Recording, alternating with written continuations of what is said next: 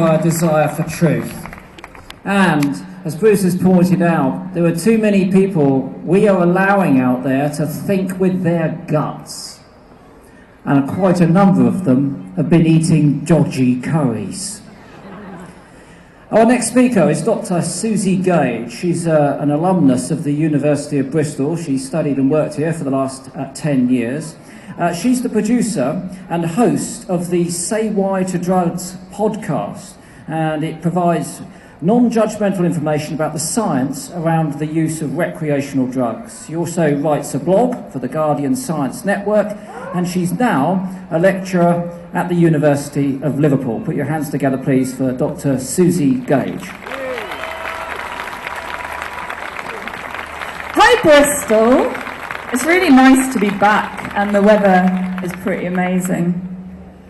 So, science isn't just facts. It's not simple, it's not easy. It's not just a subject you learn at school where you have to memorize the periodic table or learn equations. At its heart, science is a method for critically appraising the world. Ultimately, what scientists do is come up with a theory about how they think the world works, or their particular little part of it anyway, and then spend their careers trying to prove themselves wrong, looking for evidence that disagrees with what they think. And this constant questioning the information that you're presented with, this critical thinking, has never been more important. We currently have people in positions of extreme power who think alternative facts are legitimate, who state that they've had enough of experts, and who will write lies on the side of a bus to get votes. So we, as a society and as a world, need science. And I'm not necessarily talking about the subject you learn at school. I'm talking about science, the toolkit for helping us all to sift out the truth from spin, the evidence from hyperbole. However, we're not necessarily that good at this. Humans, and I include trained scientists in this, we're humans, we're no different. We're pretty bad at being objective. We seek out and prioritize information that supports what we already believe. Psychological studies have shown that having a science education or an understanding of science won't necessarily mean a person is more likely to be objective. So we're fighting an uphill struggle to be critical against our own instinct to confirm our biases. It's meeting Chris Packham, it's my hero. But all is not lost. Just knowing about these biases that we have is the first step towards countering them. We all need to stay alert and never be complacent about accepting authoritative information we receive without the evidence to back it up, even if it's something that we really want to be true. So speaking to scientists and non-scientists here, if you didn't study science, it doesn't mean that these tools aren't open to you as well. I passionately believe that science and the arts inform each other and make both better. It was studying a book about mental health in the First World War for English A-level that made me want to become a psychologist in the first place.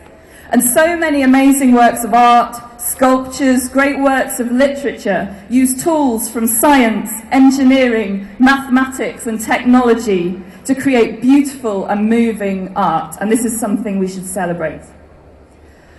Now, Bristol. I want to talk about Bristol. I lived, worked and studied as a scientist here for over a decade, and this city will always feel like home to me. Bristol has a really strong scientific heritage, so I'm really proud to march here. But I'm not going to dwell on people like Brunel or even Dirac, who we've probably heard about. I want to talk about Elizabeth Blackwell. She was the first woman to be awarded a medical degree in the USA, and she was born here in Bristol. And after she got her degree, she spent the rest of her career supporting women to follow in her footsteps and encouraging women into the study of medicine at a time when this was practically unheard of. Her sister was the third woman in the USA to get a medical degree. But we're talking about Dorothy Crowfoot Hodgkin, currently the only British woman to have received a Nobel Prize for Science. being awarded the prize for chemistry in 1964. Dorothy was Chancellor of the University of Bristol for nearly 2 decades. But even more than that, over the last 25 years, Bristol has had scientific discovery and innovation woven into its very core. I was lucky enough, when I was doing my PhD, to use data from the Children of the 90s study. Have people heard of the Children of the 90s study? Yeah, I can see waving. Excellent.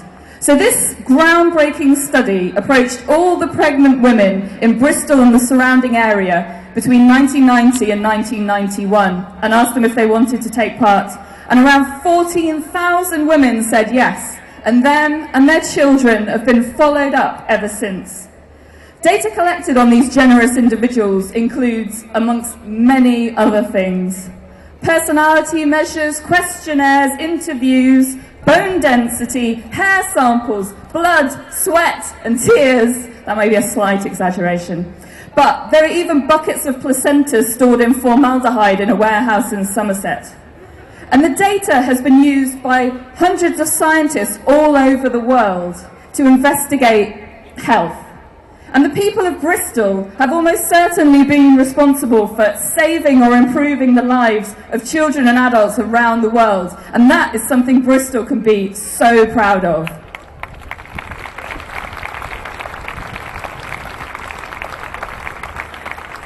So I used the data from this study from when the children were teenagers to try and investigate links between drug use, in particular cannabis and cigarette use, and mental health.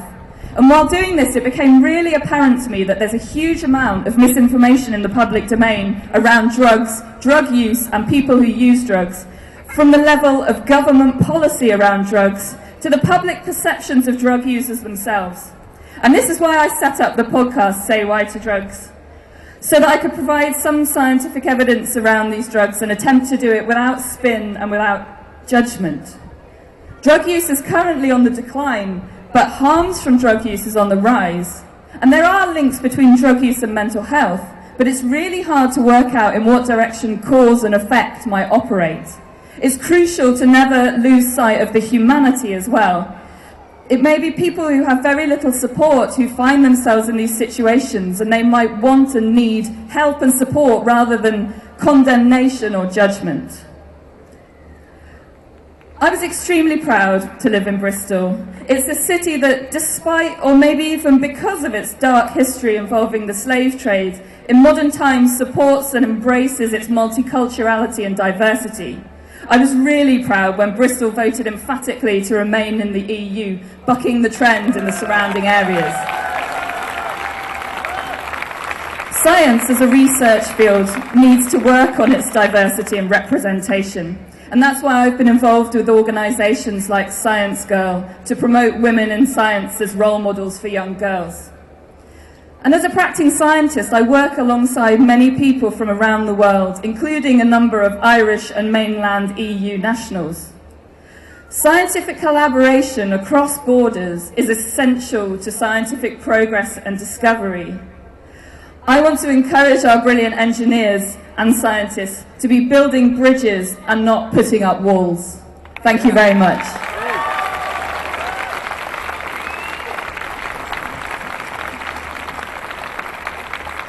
Thank you, Susie. It was excellent. And if it's any consolation,